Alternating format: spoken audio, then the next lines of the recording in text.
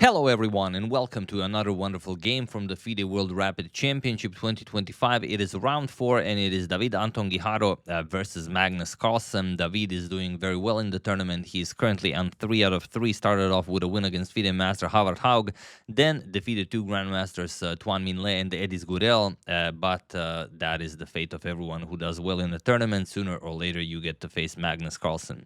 So let's see what David Anton can do with the white pieces. It's quite a wild game. Knight to f3. He starts off by developing the knight, opting for a Reti. We have knight to f6 and pawn to b3, transposing into the Nimzo Larsen. We have pawn to d6 and pawn to d4. Pawn to g6 by Magnus, keeping everything flexible. We have bishop to b2 and bishop to g7. We have pawn to g3. And now, as David Anton has taken a lot of time to fianchetto both of his bishops, Magnus does not wait with a timid setup. He goes for pawn to b5. Just preparing bishop to b7 and claiming more space in the center with ideas of a6 and c5. Okay, we have bishop to g2 and bishop to b7. Queen to d3, we have pawn to a6, and now there are some games where pawn to c4 was played. Also knight b to d2 is a known move. Here we have castles kingside, and it is now as of move 8 that we have a completely new game. Both of them basically feeling it out, have burnt a minute and a half of their starting time.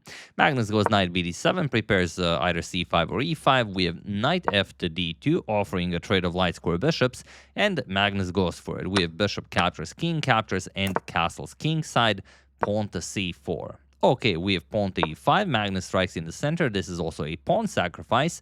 C captures, we have e captures on d4, bishop captures on d4, a captures, and queen captures on b4, followed by pawn to c5, challenging the bishop, bishop back to b2, and pawn to d5. And what does Magnus have for his sacrificed pawn? Well, he does have central control. He does have the semi-open a file for the rook. He does control more space, but it's at the cost of a pawn. And now David Anton does have a passed a pawn that he can push. So it's basically what you can hope for with the black pieces when you want to show that you are the better player. You go into some sort of a position where you're not lost, but it's an unknown position and where there's a lot to play for, especially with this diagonal about to open up.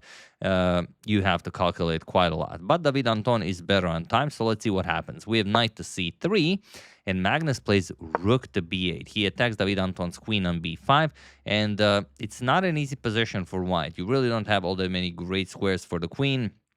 For example, you go back queen to d4, already c4 is quite a problem for you. So you have to be really careful what you do with the queen. Queen to a4 is not the way to do it. Queen to a6 is actually the way to do it, and then you will get the square a4 for the knight once d4 is played. But he played queen to a4, and now everything seemingly just falls apart for him. He's up material, it's move 17, but Magnus strikes in the center with pawn to d4. We have knight c to e4, knight captures, and now rook to e8. And the knight cannot move. If you move the knight to a silly square, then just rook captures on e2. Comes with tempo, so knight d6 is a nice square for the knight, but that e2 pawn cannot fall. So pawn to f3, and now Magnus goes knight to b6. You're probably wondering why not just pawn to f5.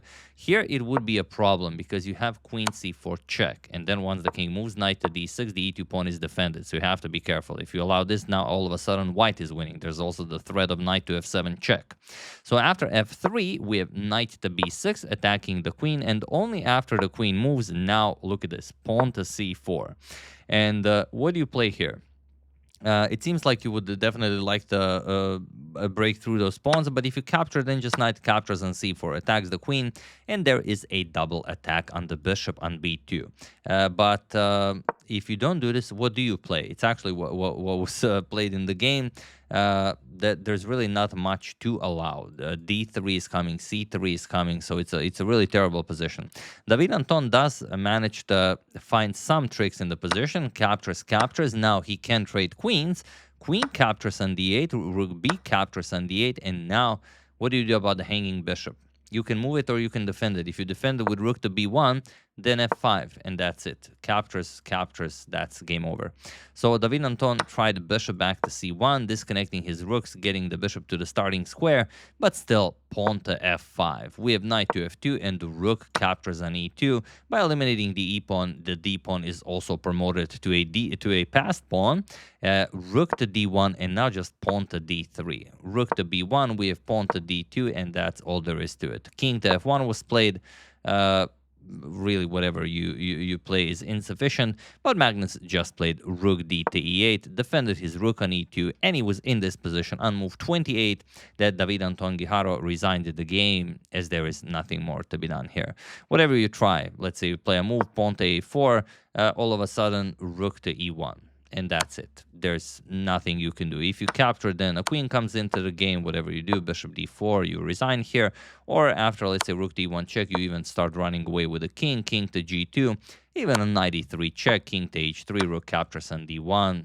That's game over. Knight captures, and once the bishop captures on d2, just knight to f2 check. You're up a full piece, of course, completely winning. Yes, you still have to play a little bit, but I mean, even the rook cannot go to a1 to support the advancement of the passed a pawn. So it would be borderline just rude continuing this game. You know, not impolite, just rude. So yeah, after rook d to e8, David Anton resigned, and another victory in a row for Magnus Carlsen. That makes it a 4 out of 4. And I think for his next opponent, it will be Arjun Erigaisi, who is also on 4 out of 4. So we'll see who gets to continue their perfect run. Will it be Magnus or will it be Arjun? We'll find out most likely in the next video. So yeah, really hope you guys enjoyed it. Very nicely done by Magnus, showing us how it's done with black. And sometimes that's all you can hope for. Get a playable position without being worse and play for a win. That's how Bobby Fischer played with black. That's how Kasparov played with black. And that is how Magnus Carlsen played in this game with black. I would like to thank David Gasparian, Timothy Rosan, Jack S., Lawrence Brazier, and Jeffrey Johnson for your contribution to my channel. Thank you a lot. Really appreciate it. As usual, you can check 2 of my previous videos here. Thank you all for watching, and I will see you soon, continuing to check up on your wonderful suggestions and whatever else happens in the chess world. Thank you all. I will see you soon, and have an excellent rest of your day.